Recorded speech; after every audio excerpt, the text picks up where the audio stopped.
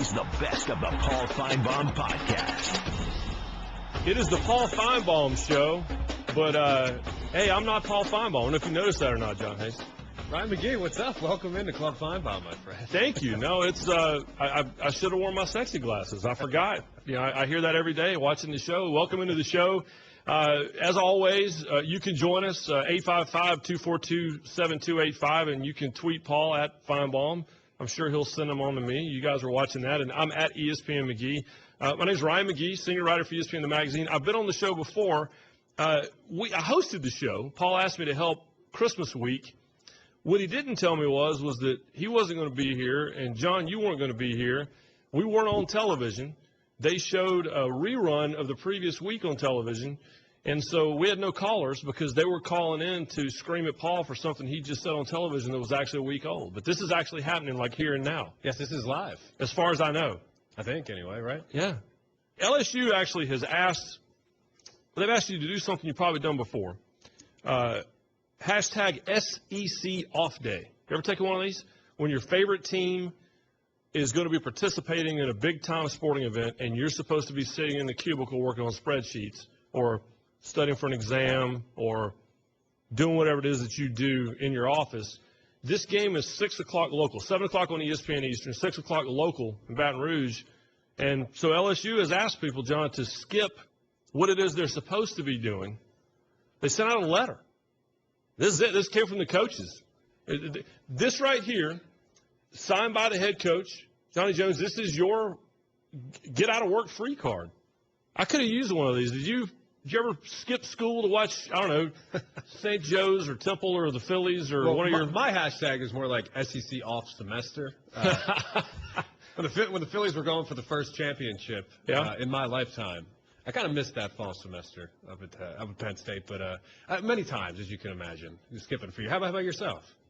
I didn't have an excuse, but I missed some semesters also. I was in absentia, although I was actually there, but I wasn't really there. Listen, I grew up in Raleigh, North Carolina, and I grew up in Raleigh when ACC basketball was, and this is relevant because we're going to talk about Dean Smith, but in the 80s, when ACC basketball was what SEC football had been, at least up until this year, and it was it. I mean, no offense to the grade 8 or whatever you have in Philadelphia that played in the tiny little high school gym, but ACC basketball, we're talking Michael Jordan at Carolina, we're talking NC State with Jim Valvano, Coach K just got into Duke, Maryland.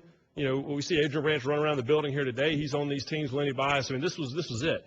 Growing up in Raleigh, it was ACC off day, but it wasn't an off day. In school, middle school and high school, the teachers would have televisions in the room, in the classrooms. And back then it was just a 3-day deal, Friday, Saturday, Sunday. Now it's Wednesday, whatever, SEC tournament too. Yeah, we're watching the game. You're sitting in class, and the good news is none of us had to be marked absent. We were all there. The reality was we're watching Maryland, Georgia Tech. So, yeah, it was growing up, it was like that. Then I moved to South Carolina, my junior, senior in high school, and it's Friday of ACC tournament. I'm like, why are we actually going to sit in class and, learn? I'm happy we have you in here today because you mentioned Dean Smith. Yeah. I mean, Paul spent a lot of time in Alabama, me in the Northeast. What was it like in this area growing up in Raleigh? Yeah. One of the best college coaches, if not the best coaches in history. We lost him a few days ago. What do you mean to you? Well, it's interesting. I heard Paul talk about this on the show on Monday, and he made a comparison that I immediately made when I learned about the passing of Dean Smith, and that was a comparison to Bear Bryant. The reason I made that comparison isn't so much about wins and championships or even what Paul touched on, and we'll talk to Andy Katz about this later, about the social part of it, the impact that Dean Smith had on society, and ultimately Bear Bryant, and it's argued that he was pushed into this or he was at the forefront of this, that he made that impact also, in 1970 with a loss to USC and eventually, integrating the football team and not arguably the hardest state to integrate. But with Dean Smith, understand what I grew up with in North Carolina, which was family and friends who had a framed portrait of Coach Smith hanging in the living room. It's a painting of FDR, a painting of Jesus, and a painting of Dean Smith hanging in the living room. And no one would have been more embarrassed about that or was more embarrassed about that than Dean Smith. All along it was not about him. when I experienced my first Alabama football game, I was a student at Tennessee. We made the trip down to Birmingham. Tennessee and Alabama were playing at Legion Field. And what do I see is I see people selling framed portraits of Bear Bryant to hang in the living room. And it was like a light went on. Like, oh, okay, it's like that somewhere else. And I think that's a comparison that's very fair. And I think that it was something that Dean Smith, quite frankly, wasn't very comfortable with. But he understood the impact of being who he was and what he could do with that. And that was bringing in Charlie Scott to be the first scholarship African-American athlete at the University of North Carolina, and bringing in a freshman player before that, but understanding what he could do because of, it's the great power, great responsibility quote. It's a fact. And he understood that power and understood the responsibility that came with it. Bear Bryant did too. But to me, it was that larger-than-life thing. The question I have, Dean Smith is gone. Jerry Tarkanian, as we speak, and hopefully we won't have any news on this because it would probably be bad news, but Jerry Tarkanian is suffering some health issues right now. But when we lose the Bear Bryants and we lose the Dean Smiths of the world, who are in that same sort of generation, I'm going to ask you this, John. When it comes to college coaching, are the days of what I would call the God-making, is that over with? We talked about the Mount Rushmore of coaches yesterday. Are we ever really going to have a time again where we're just not so cynical anymore and we're not so busy trying to tear a guy down, that we have these, they're deities. They're college sports deities. It's Bear Bryant. I heard Adolph Rupp's name mentioned a lot on the show yesterday. Dean Smith's on that list. And you think about these SEC coaches from the 50s really through the early 90s, even a Johnny Majors, the Pat Dye, Frank Broyles, but these names that you would say, Shook Jordan, I was standing next to Shook Jordan's display at Auburn last week for National Signing Day. Is it impossible now for the coaches of this era to be revered like they were on that level just a generation ago? I lived it. I grew up in Pennsylvania. Joe Paterno was that. Yeah. In the state of Pennsylvania. And again, one of these guys that we've lost over the last few years. Absolutely. But just the things that happened over the last week and a half. Coach K winning 1,000 games. Yeah. On the other end of Tobacco Road, you have a guy who is looked at that way. That's why today, yes, that does still exist. On the show a lot, we talk about Nick Saban, a guy who went down, turned that Alabama program around, and he is revered. We joke all the time about how he has more pull in that state than the actual governor does. Yeah. So that exists. College coaches, they can. It's easy to come together. You have fans there. One common goal: it's wins on the football field. You can accomplish that. You have everybody on your side. Politicians, different angles. You have red side. You have the blue side. It's difficult that way. These coaches really can get the whole state behind them. It still happens today. Absolutely. But what I think affects it more than anything is I call it the Mickey Mantle rule, which is, you hear these stories about Mickey Mantle. We didn't hear him when he was playing, being drunk, and the crashing cars in the gas stations and the things that now would blow up immediately. Now it's just different, and it's different in that these guys, whether it's a coach, whether it's a player, whoever it is, aren't protected anymore. And there's just so much noise out there. Even, listen, a couple years ago, we're talking about, is Les Miles the greatest coach in the history of LSU? I'm reading stories this week about he's in trouble. Nick Saban, one day, believe it or not, people are going to start questioning what he's doing down there. It's just going to happen. Bear Bryant, and I got plenty of Alabama historians going to call and check me on this, but Bear Bryant, when it came to determining who his replacement was going to be, Perkins, he really didn't have a say in that. And it hurt his feelings. But he understood why. But in the end, even the legends, and Adolph Rupp, you guys mentioned on the show yesterday, Adolph Rupp, that wasn't pretty when Adolph Rupp was essentially pushed out the door in Lexington. So back then, that didn't get reported. Today, nothing happens without being out there. And I think that's part of why these guys aren't held up on these pedestals like they were in the past. Listen, and they also don't stay in one place. Urban Meyer, is one of the greatest of all time. Didn't stay at one place. Nick Saban, one of the greatest of all time, didn't stay at one place. Steve Spurrier. He's the guy that was on my mind. Yeah, he's got a statue down there in Gainesville. Yeah. He coaches in South Carolina. Yeah. So it's just, are we out of the God-making business when it comes to coaches? I don't think so, no. This is the best of the Paul Finebaum podcast. As stated earlier, I'm not Paul Finebaum. I'm Ryan McGee, senior writer at ESPN Magazine. Another man who has appeared in the magazine from time to time. Andy Katz just I am walked also over. not Paul Finebaum. Right. You just walked over from the studio from Katz Corner on ESPNU. And obviously, Andy, the topic in all of sports, not just college basketball. And as a North Carolinian, it's the day that we've known was coming for a while, but the impact is still what it is, which is the loss of Dean Smith. I know that was the focus of Katz Corner today. Now we're a couple of days into this mourning period, but what are people saying to you about the loss of this icon? Well, we've heard so much from former players, former assistant coaches, and other coaches in the sport, the impact that he's had in terms of his innovation in just the little things of, a timeout and all those kinds of things in the actual sport. What I was intrigued by was his impact on social issues, social justice. And we had former Governor Jim Hunt on the show, famous line when he was protesting the death penalty. This is in November of '98, and literally pointed at the governor, calling him a murderer, but then bringing everyone into it in terms of everyone is complicit, if you will, if there is a death penalty in the state, and saying, you're a murderer, I'm a murderer, for allowing this to happen. And I asked him about his reaction to that.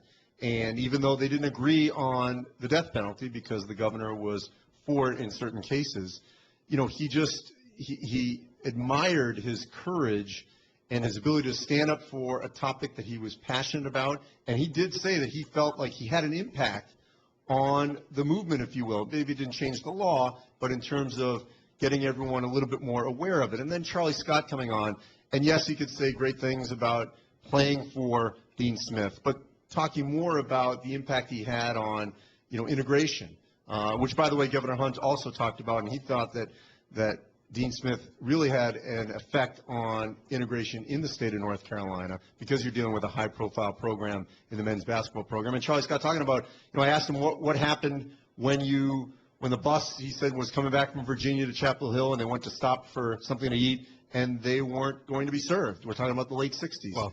And Charlie Scott said Dean Smith would get up and leave.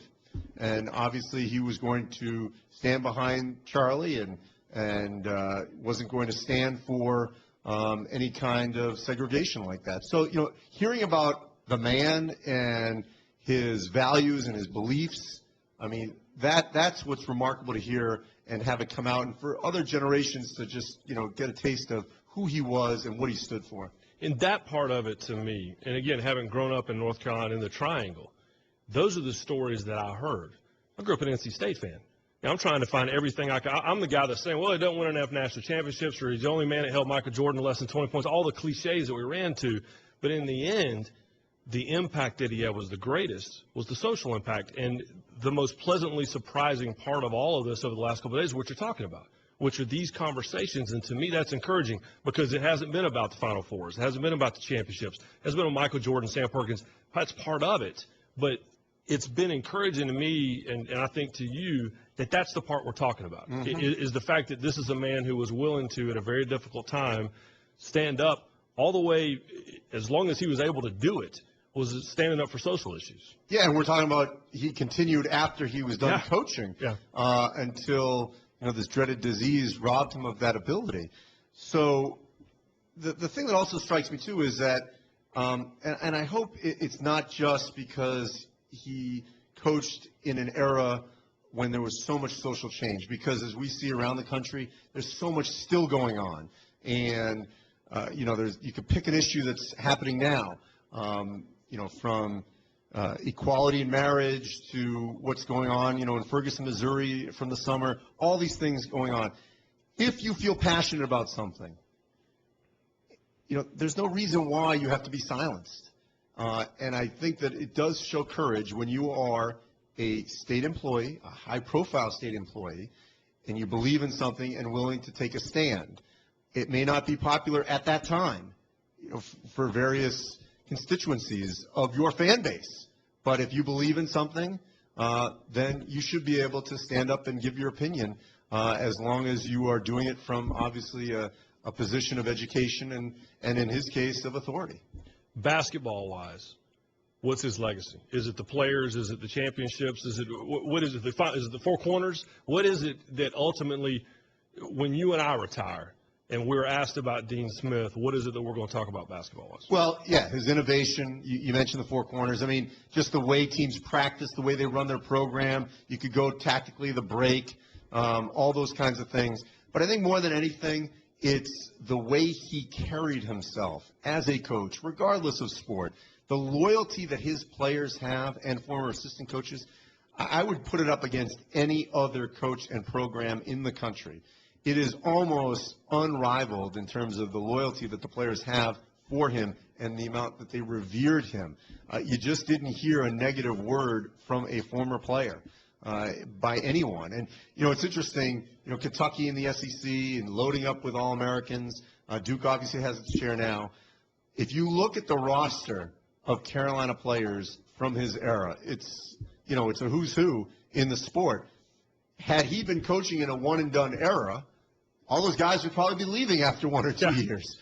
They didn't because that wasn't the times then. But the type of talent that came through North Carolina really is remarkable.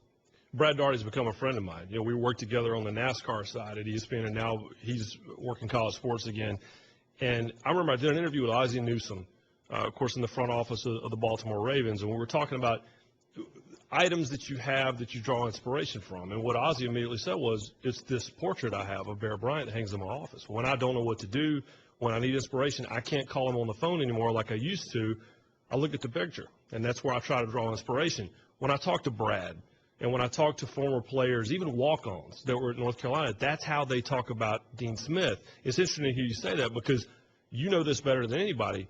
You don't hear that a lot, and with less frequency now because of one and done. But even for the guys that played 20, 30, 40 years ago in Dean Smith's era, that's just not something that we hear very often, is it?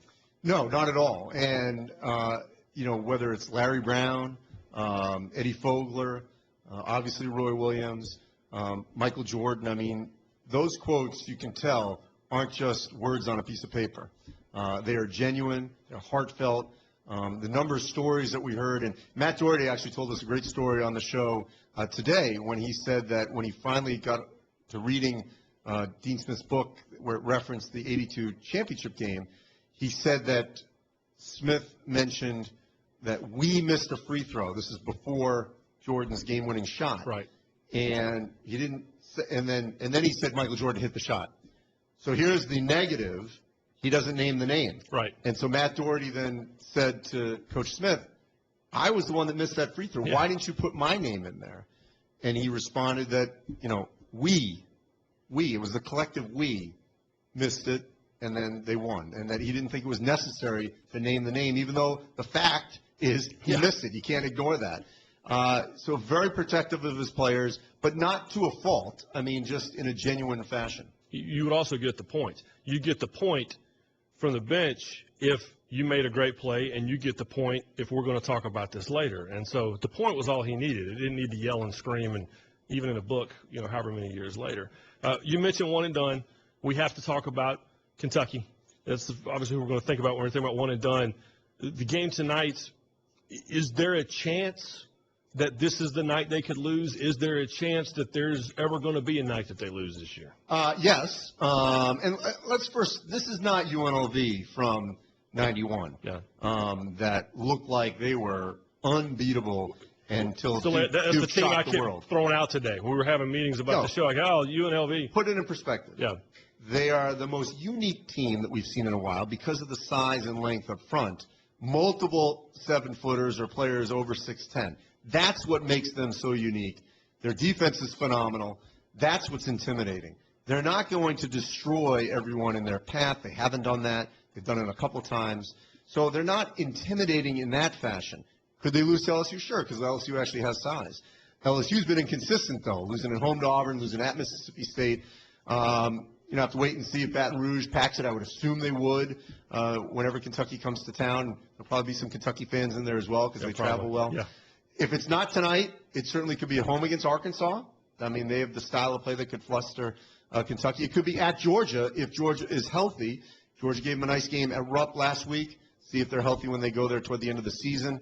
If it doesn't happen, it certainly could happen in the Final Four along the way. I mean, a team like Wisconsin, Virginia, Maybe Gonzaga because of their size. Obviously, Duke has Okafor. There are teams out there that can beat them in a one-game situation. So they are not a lock to win it. They are the favorite, but it is not like UNLV from 91. All right. That's great stuff. And we're in your prime time zone Thank now. you. From here for the next couple of months, you're the guy. So good luck with that. Well, thanks. This is the best of the Paul Finebaum podcast. Scott, what's up? Yeah, I wanted to thank you for taking my call, first-time caller. Don't seem like we have I've heard a lot of calls about the University of Georgia. Just want to talk about them a little bit.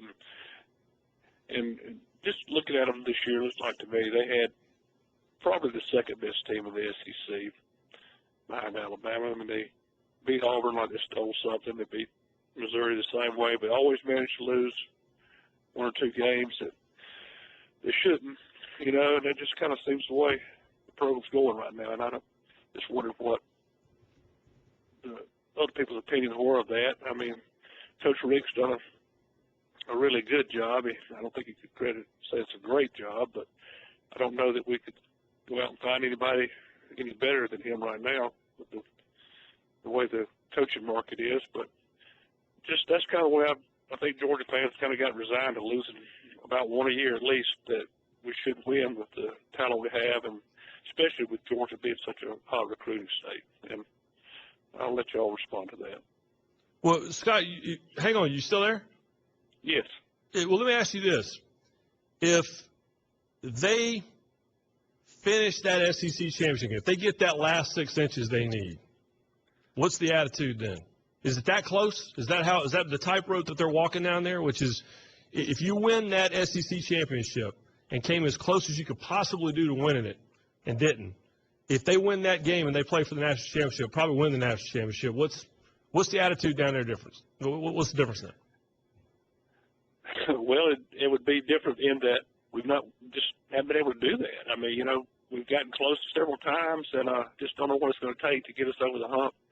I think hiring Pruitt was a big step on the defensive side, by far the best defensive coordinator we've had since Van Gorder. I think we lost a very good offensive coordinator, Coach Bobo. But I don't know. I just wondered what other Georgia – we don't hear a lot of talk about Georgia on your show. Just wondered what other people's maybe thoughts were as far as they see anything different than I do as far as just – I don't – Coach Rick, I'm not sure it's that important to him to be the dominant team in the SEC. I don't know. All right, fair enough. Good news. We're going to talk Georgia in a little bit. Benjamin Watson is in the building and wandering around. We're going to have him on in a little bit, and we're absolutely going to talk about one of the questions I want to ask him about this Georgia fan base. John, you, I think, probably as a Penn State guy can relate to this, which is, and me as a Tennessee alum, sometimes you got a little bit better than you think that you do. And sometimes, it's the goose and the golden egg. You don't want to kill the goose for something that you think might be inside that actually isn't inside. Is that fair? Absolutely. I mean, you have a program down in Athens that is going to compete for the East every single year. Are you going to win the East? You saw last year, no. You probably should have, though. And I think that's why Georgia fans have issues. You go to Jacksonville and you lose to a Florida team that you had no business losing to whatsoever. I mean, it's games like that why these Florida fans come out and say, we're never going to win a championship because you have such a good team with a stable of backs. I mean, for you have a program that is just perennially good. Coach Rick, he disciplines his guys. He runs a clean program.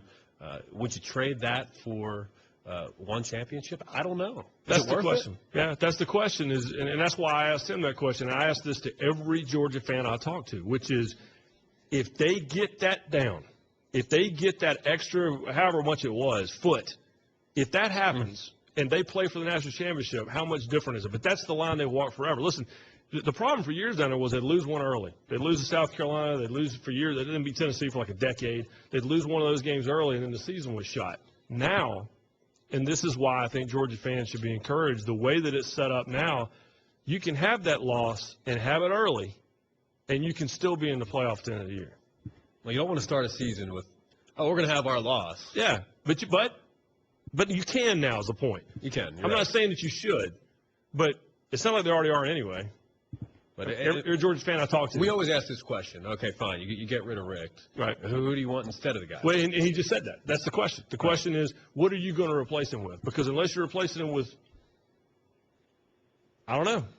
The answer is because the guy at Tuscaloosa is not taking the job. No. The guy at Ohio State's not taking the job. Is that it? Possibly, yes. You could go into the Pac-12. I always say there's this. Vince Dooley's not coming back. No, there's a good group of coaches in the Pac-12 that I think if the SEC wanted to get out there. I'm not saying by any means that Rick should be replaced by someone like David Shaw, but I mean the list is very, very short.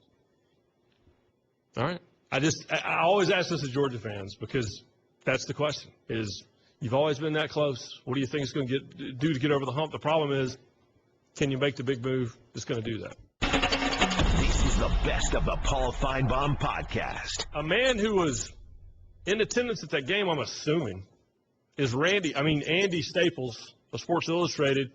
Mr. Staples, welcome in once again to the Finebaum show, though this time there's no Finebaum.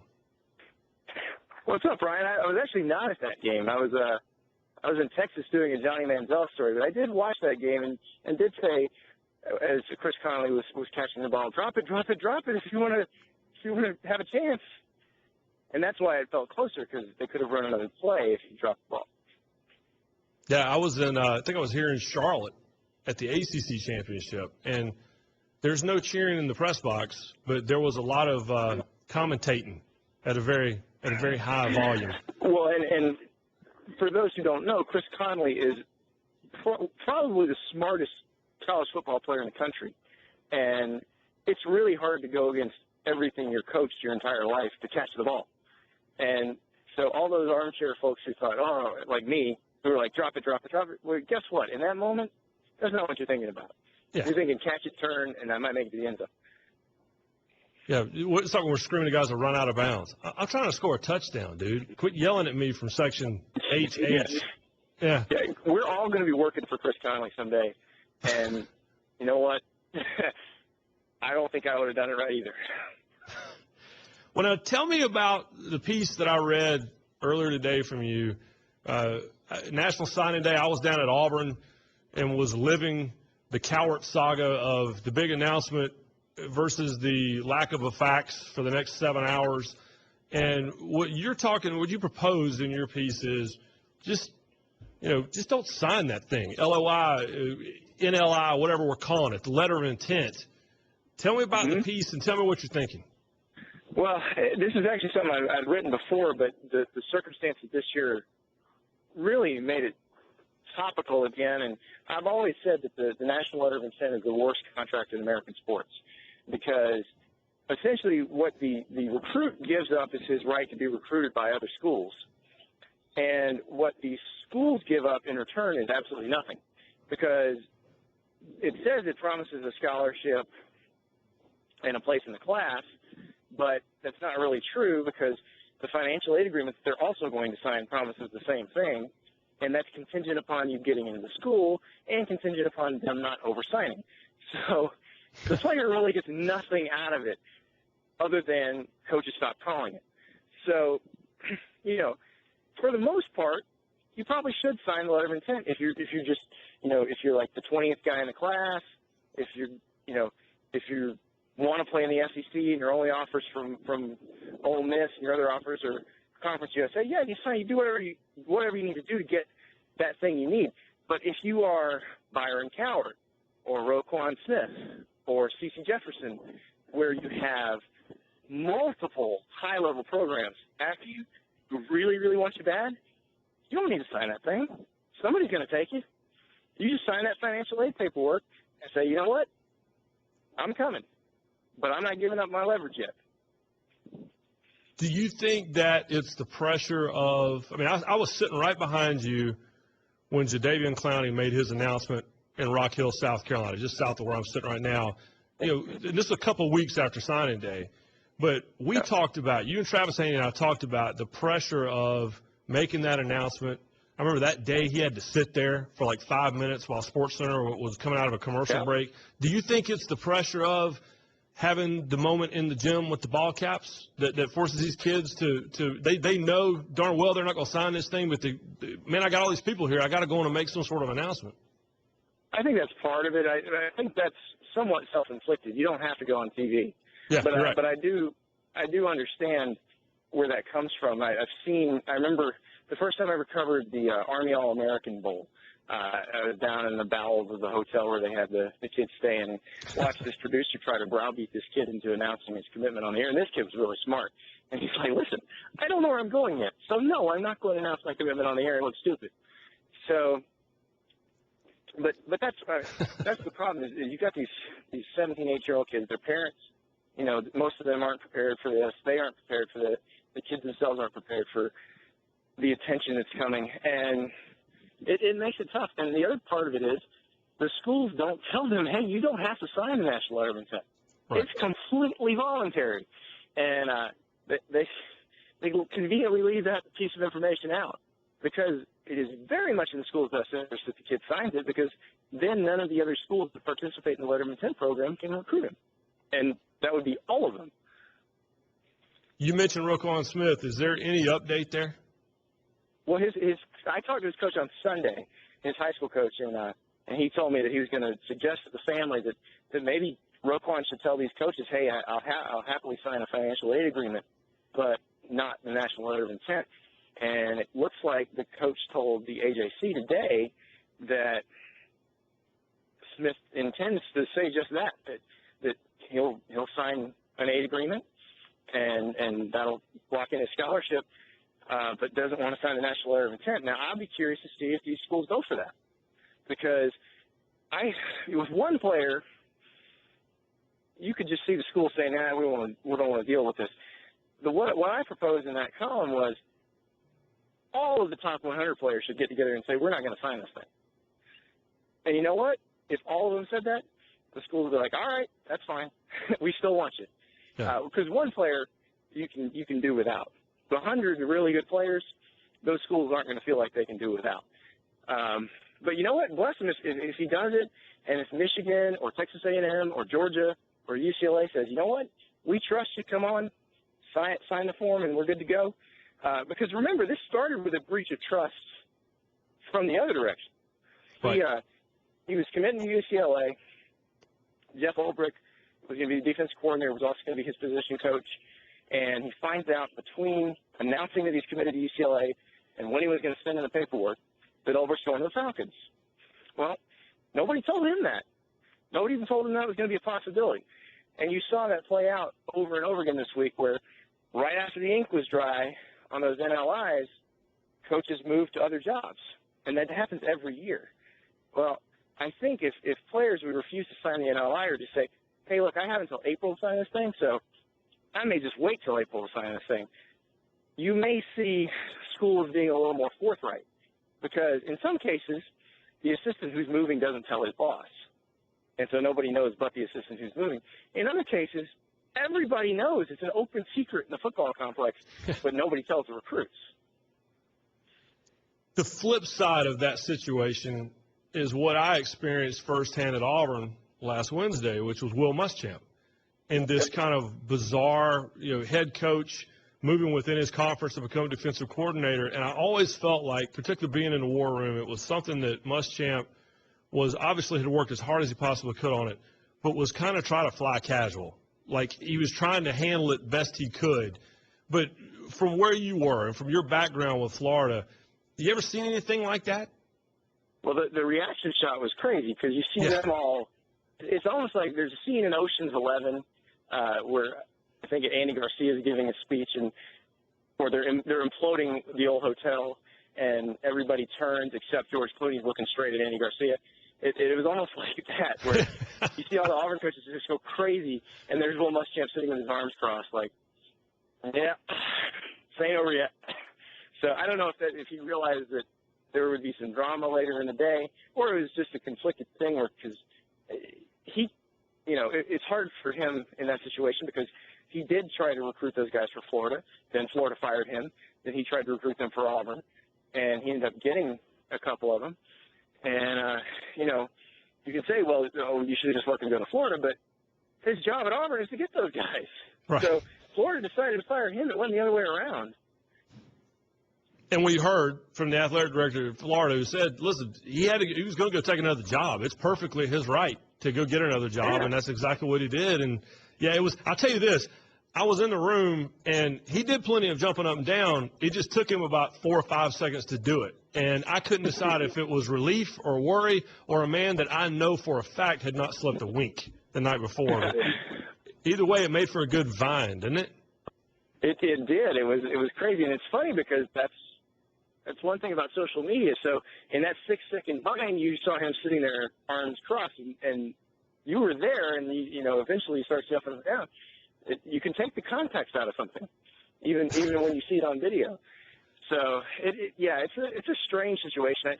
The one thing with Florida in that situation, Florida does not do mitigation in their coaching contracts, which means mitigation is when you fire a coach and he has a buyout, he can only receive that much. So if another school, let's say, you know, Muschamp takes a job at Auburn for $1.6 million, then you can have Auburn pay that $1.6 million a year and subtract that from the amount you owe him. They don't do that at Florida. They don't have that mitigation. So Muschamp's getting $6.3 million from Florida, plus what he gets at Auburn, and essentially to recruit against Florida, which wound up being a really weird situation this year. And this is a program that's almost $100 million in the hole, so there's a lot going on there. Andy Staples for Sports Illustrated, thanks for joining us, bud. I got to get you to Charlotte, take you to Bill Spoon's Barbecue. I'm always up for barbecue, you know that. This is the best of the Paul Finebaum podcast. Paul Finebaum not here, but you know who is? The man that we just watched hauling all those passes, Benjamin Watson. You know, I'm of a certain age. I remember all those games, man. Where did you dig that up from? Golly. Look good. The pads were all big, jerseys all loose. You look good. I'll tell you, as you get older, the uniforms start looking weirder. Well, they do. They do. And now everything is nice and sleek. You can see the muscles. I did all that working out. You can't even see any of my muscles. This is crazy. Yeah.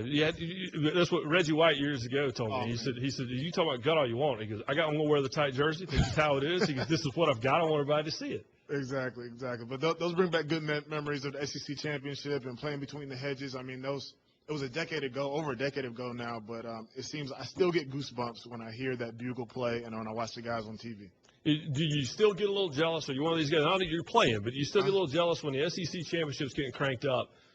Are you sitting at home and you're thinking, man, I'd suit up for another game? You know, I would. And I think every guy that's in the NFL that played, especially in the SEC, but that played big-time college football, there is a love there that doesn't go away. And you want to pass it on to your kids. And, you know, when I watch the games with my kids and my wife, it's really nostalgic. And I would. You know, if there was one place I could go play one more game with my boys that we played with, I definitely would go back. And that's a game that Georgia participated in as much as anybody, and something that we didn't know this was going to happen.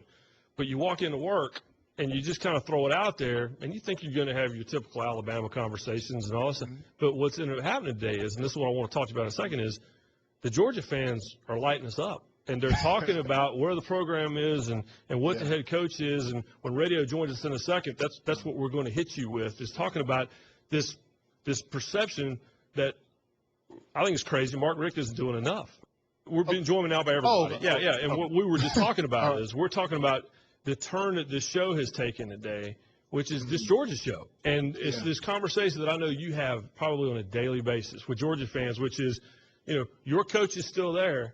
The record is what it is, and it ain't bad. But everybody sometimes feels like maybe there's something else better out there. And those of us that would have schools that would like to have that record might think that's a little crazy. Exactly. I'm a fan as well. You know, when you play at University of Georgia, again, like we talked about, you play at some of these schools, you become a fan once you leave. And so I wear the Georgia stuff. I'm a fan. I get upset. I get more upset with some of their games than the games that I actually play in, especially talking about that Florida game this year. That basically ripped my heart out, as with a lot of the Bulldog Nation. So I feel it. And I agree with you. You know, there is a perception there that we as a program are in a bad place, that we are struggling. I think the issue, though, is that we just haven't got that coveted national championship. That's what we all want. You know, it's been since 1980 since we've had one. I remember when I was there, we won our first SEC championship, and everybody was excited about that because it was the first SEC championship since 1980. And so now it's we got to get to the next step. And we do. The reality of the fact, though, is that we have a coach there that is doing a great job. I mean, when you look at it by the numbers, by the wins, he's doing a good job, but there's definitely still more to be desired. And so the question becomes, what do you do? Ben Watson joining us now, of course, great tight end and played his college ball at Georgia. Is there a little bit of a spoiled deal going on with the fan base? So you win 10 games a year and you play in New Year's Day. Most years you're playing in a big bowl game on New Year's Day. And maybe the one year you had to settle for a different game, in the postseason. Is that part of it? Which is just, you get a little spoiled after you win X number of games every year. You do, but when I think about kids, when I think about fans or kids, for that matter, being spoiled, I think about winning multiple championships, winning the SEC championship on a consistent, regular basis. And while we've won, we haven't won at the same regularity as some of our friends over there in the SEC West. And I think as we look over the fence at the West, there is maybe a bit of jealousy or maybe a spoiled feeling, but just a feeling of we want more. And I think that's natural and that's good. That's good for fans to feel that way. Players feel the same way. Also, you look at our recruiting classes. We've had some great recruits. We've had some great players in the National Football League. And so when you look back, I go throughout. I've been in the league for 11 years, and one of the main questions that I get from other teammates is, "How have you guys not won a national championship?" Right. That's what they always ask. And it's this close. It always feels this close. It's always. I mean, I can remember the game a few years ago. We were playing Alabama in the SEC in the Georgia Dome. Yep. And we lose on the last drive. And then 2 years ago, we have fabulous players. We're on a roll, and then we get injury after injury after injury, ACL. And it's kind of like, man, every time we have everything set up. And I can imagine Coach Rick sitting there pulling his hair out because it's right there in front of us. What's the perception from people within the family of this conversation we've been having all day, which is there are a lot of guys get thrown off that football team because they don't do it the right way. Yeah. I argue that's a good thing. But the argument also is, well, these guys are going to other schools and beating us. Where as a former player, I think it really hurt with Marshall's. Yeah, that's the one that comes up, right? Yeah. I think that one really hurt. And a coach and a program has a responsibility to teach players to do things the right way. I mean, I think you're given a chance to mold young men into becoming mature men when they leave there. So the goal is for them to not only become great football players, but to become great members of society.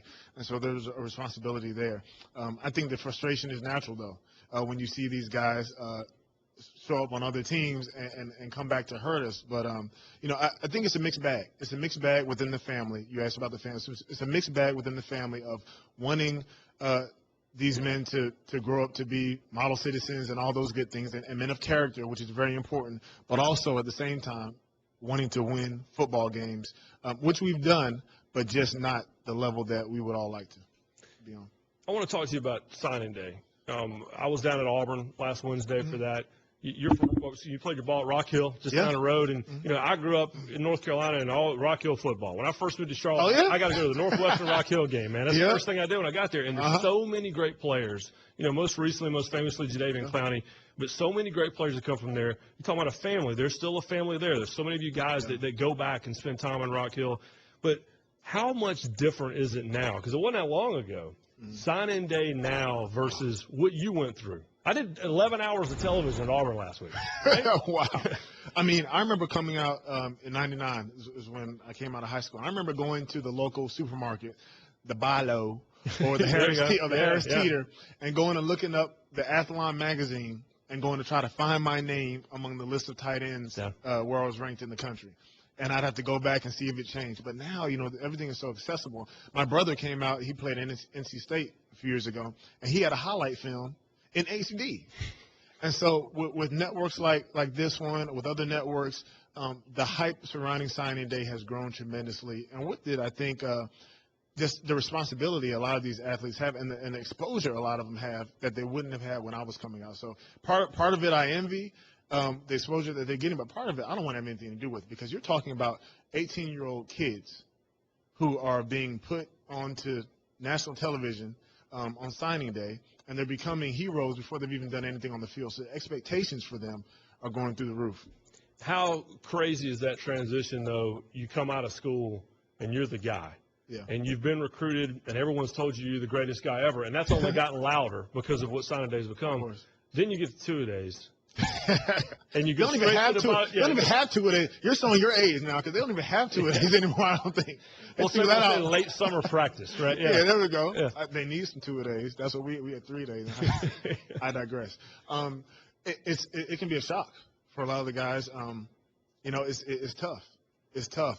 But part of it is them coming early. A lot of guys kind of participate in the spring practices now. They graduate early. They participate in spring practice. They learn. I think the biggest difference for me coming from high school to college, and I went to Duke University first and transferred to Georgia, but the biggest difference was the physical aspect of the game. You have some of these guys who are 23 years old, 22 years old, 21 years old. They've been in a college weight program. They've had a college training table, which they're eating every single day, where you may have eaten twice a day. In McDonald's. Exactly. Yeah. You be at home making peanut butter and jelly. These guys are eating steak and shrimp on the training table. Physically, they're intimidating. And so the biggest jump for me was the physical aspect of the game. You mentioned going to those 2 days at the training camp. Those first hits in college can be an eye-opener for a lot of guys. So, whereas before they were just physically better than a lot of people, sometimes there's an adjustment. And then you've got some people who are just better than everybody, like Clowney, and it doesn't matter. He's still he's physically better than anybody on any level. I remember the day he made his announcement, and down here at the other Rock Hill High School, South Point, he made that announcement, and the question was, are you worried when you get down to practice? He says, I'm not that worried. And it sounds kind of – I wouldn't be worried either if I was him, clearly. He's still not worried. No, he's not at all. Was the jump to the NFL similar to that? Was it that steep or was it steeper? The jump to the NFL was, I think, steeper in a different way. It was more the mental side of the game. So physically, you got to think these guys are about to go into the combine next week. They're prepared physically as great as they're going to be. They are tuned machines right now. They've had nutritionists. They've had weight coaches, strength, conditioning. All those sorts of things is culminating. And you're probably in your best shape at this point. You are 22 years old, and you are primed and ready to go and show what you can do at the combine. The mental side of the game, when I got to New England, just being able to deal with the pressure of being a professional athlete, having to perform on a daily basis, being paid handsomely for what you're doing, so therefore the expectations are a lot higher. There is no red shirt year, as Coach Belichick would say. Yeah. There's no time to come in and get your feet wet and figure out what you want to do. You're expected to come in and play, especially if you're drafted high. You have to deal with a much longer season. That takes a toll on guys. These guys won't have a break until next all season after the Super Bowl or whenever they lose their last game. So the mental aspect of the game, dealing with that larger playbook, dealing with all the things that come with being an NFL athlete, physically I was okay, but the mental side of it was probably the toughest part to adjust to. We're talking about mental side. All these coaches, man, down at Rock Hill, they're talking about Spurrier might be done. Down in New Orleans, talking about Miles might be done. Down in Georgia, talking about Rick might be done. Everybody. I don't want any part of that job. I know. It's a tough gig. People ask what you want to do when you get done playing. I'm like, I don't think I want to be a coach because you got to rely on too many other people for your job. It's tough, but you look at those guys, and every year the expectations are high. Every year. And you look at South Carolina, they're a team that, since Spurrier's been there, has definitely gotten a lot better. They're consistently in bowl games. Last year was not a great year, especially defensively, so they made some changes. But there's always going to be that question for coaches, and that's why you see them. It's kind of like a brotherhood, though, because whenever one leaves one place, they always seem to end up somewhere else. And that's something, yeah. They always got a job. Well, I was down at Auburn watching Will Muschamp. I'm like, oh, okay, I thought you had a job. Yeah, exactly, yeah. Right after that, they get another job somewhere else, so it's just amazing.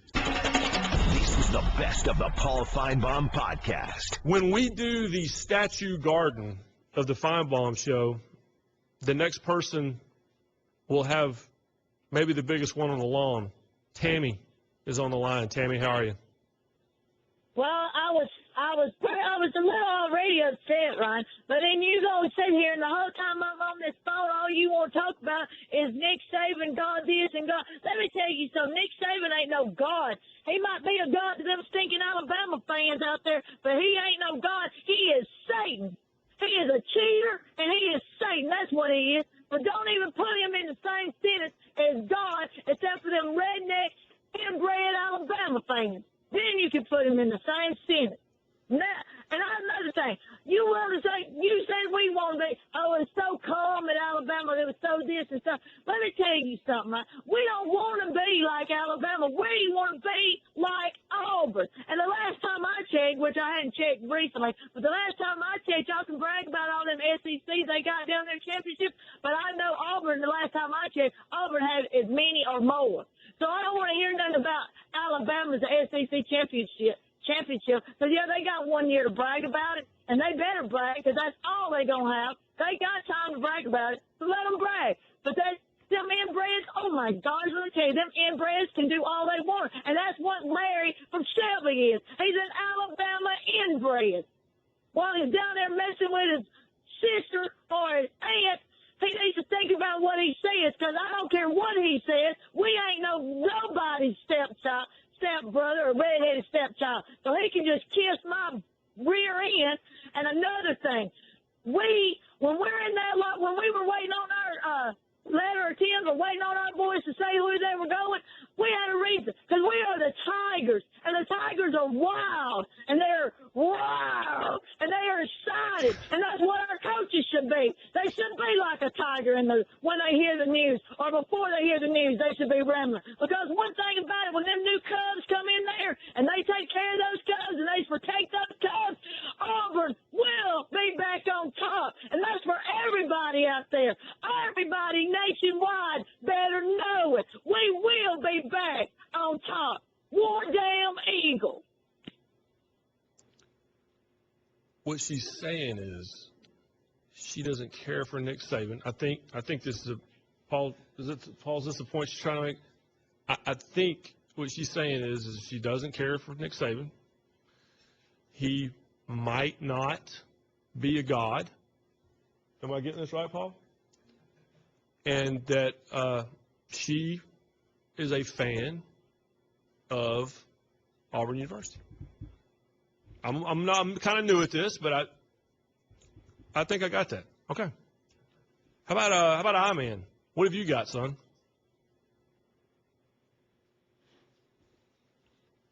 I-Man, what you got? Good afternoon, Ryan. Always good to talk to you, John. You got to love that spirit that Tammy brings to the table. I mean, she can say Auburn Tigers, whereas Larry can just say Row Tide. The word has 4 letters, T-I-D-E, and it's pronounced Tide, just like the detergent and I guess other things. It's not Row Tide. But if that's the way Larry wants to say it, that's fine with me. Forget letters. Just make them up as you go, kind of like your numbers. Just make them up as you go. Building the road to championship number 16 or 17 or 88, it doesn't matter. But Ringo Starr says, don't go where the road don't go, because the road definitely didn't go anywhere past Ohio State, did it? You know, you're talking about getting Charles a date. And, you know, Charles has actually got children and grandchildren, nieces and nephews. And Charles has a family. Charles has had dates before. Charles leaves town. He's actually on the book cover of a book that was, you know, the cover that was taken in Tuscaloosa. Charles actually leaves Reeltown and goes places. Charles is a worldly fella. But now, if you really wanted to find somebody a date, wouldn't you try to focus on old page 54, old Jim Minnesota? I mean, because it's obvious Jim has no kids. He's never been anywhere. Nobody's ever seen anything. And, you know, you're talking about Mount Rushmore. Well, yeah, you definitely have Tammy. And I suspect I'd probably be there, too. But if you just threw any old rock up there, you could say that's Jim, because nobody knows what Jim looks like. But I've seen a couple pictures of Jim. And Jim favors Janet Reno, the former Clinton attorney general. I mean, they could be twins. But anyhow, let's move away from that, because enough about page 54. You know, I saw the Finebaum control room tweet out, hey, for all you people calling, won't you listen to the radio? Don't watch TV, there's a delay. But now, if I was on page 54, Jim Minnesota, that is, I'd be sitting there waiting. Put my picture up there. I ain't talking till I put my picture up there. What'd you say, Ryan? What'd you say? And then there's that dead pause, and then they talk to the TV. I love it when callers do that. And the control room hits it out of the park every day. Every day. You know, if you were going to give Jim a Valentine's date, you're going to hook him up with a woman. Probably the most successful thing you could do for that woman is send him, you know, Jim, and whoever that lucky lady or maybe unlucky lady, or whatever, would be to a Bama basketball game.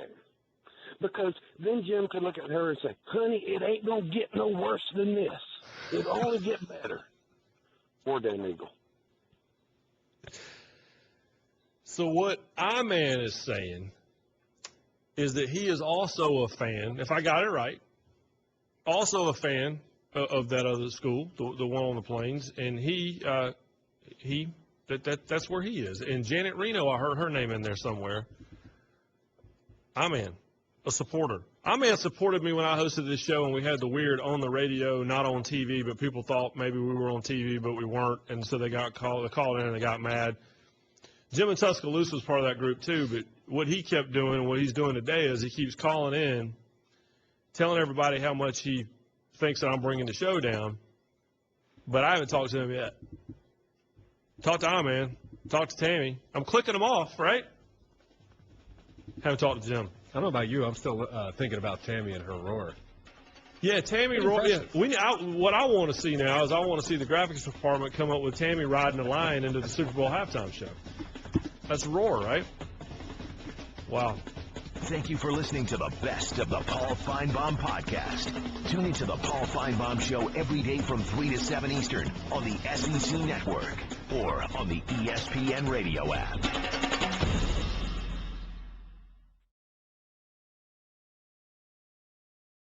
Geico presents Strange Savings Stories.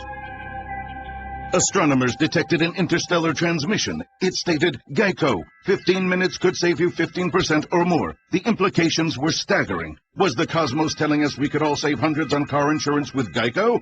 Or did their radar merely pick up a signal from the nearby Rufus and Clyde's morning show? We may never know. Geico, 15 minutes could save you 15% or more on car insurance.